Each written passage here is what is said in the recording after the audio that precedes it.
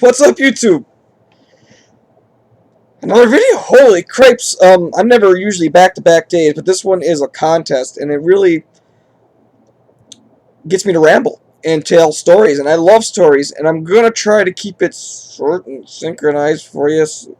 But if I go on a different path, so be it. But friends, Arfalc's doing a contest, and he's got to talk about friends. Another great topic. I can just go nuts. But a friend that if you have seen my story, go look at my videos, look for my story. It'll give you a little more insight. And I had such a big response from that. And it's really, I never thought I would get such a response from it. But that it turned out to be what it is. I really never meant it to go that far as it was. But I got into drugs, have a chronic disease, yada, yada, yada. Got into rehab, finished rehab, got out of drugs. Okay, that's kind of a very small snippet of that. But when I got out of rehab, finished drugs, I lost all my friends. Because they're all drug friends. I mean, I think there was a couple that I have two other ones that hung around from high school till now. There's two. That's it. Everybody else was just junk. Just garbage. Did I realize it then? No. I realize it now. Oh yeah. I understand. But after all that happened, I met this young man, about 7 years younger than me. And we've become friends ever since. Really odd for me to have someone that much more younger than me. I was 24 when he actually, I would say, he became my friend. Lives 2 houses away from me now, which is absolutely fantastic. But the reason why I love being friends with this person is because I kind of treat him as a father figure. He was a young man, he was wild. Guess who just got done with the wild stuff and was trying to make amends? This guy.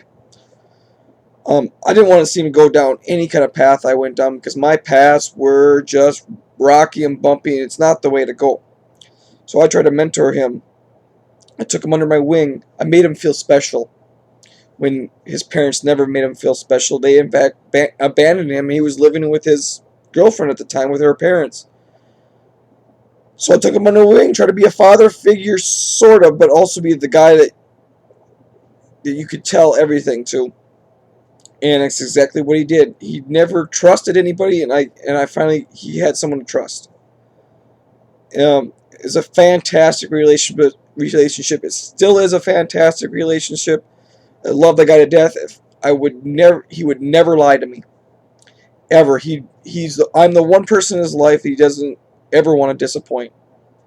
When he says he's going to do something for me, it is done. It's not one of those flaky relationships.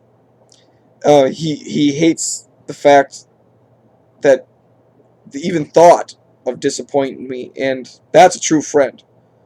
That is a true friend. What do I get out of the friendship? Everything. Everything. When I need someone to say something to, I can go over and tell him whatever I gotta say. He's not gonna take it the wrong way, and I know that he's going to understand no matter what. No matter what I say. So that's the kind of friend that everybody needs. And I didn't find that until like I said, my mid-20s. So if you don't have one of those already, go find. You're not gonna be able to find one. It's just gonna happen. Friends come and go, but there's the special ones that you keep and hold on to tight. Don't ever let them go. Then I'm supposed to talk about a YouTuber. And I encourage, I strive to get Mr. Julian Gaston's name out there. And he's got tons of subs. A lot of people know who he is. That's not the thing. But strive. He's a friend that you find a lot in common with.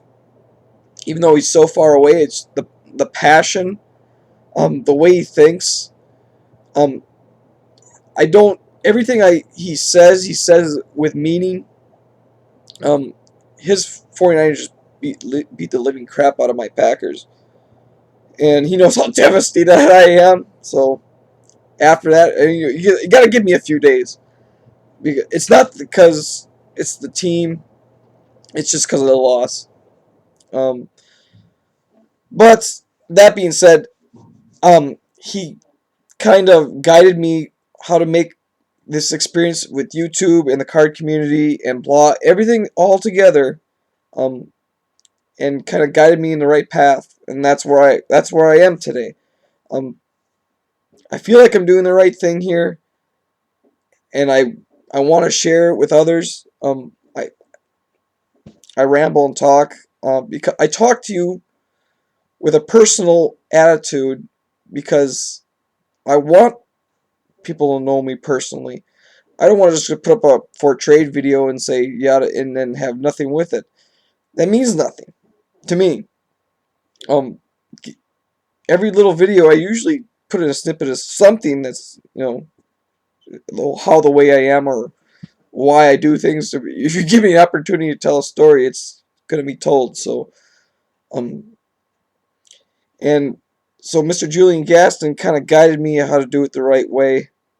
Um, I felt when I met him, I just went into his blog room and nothing.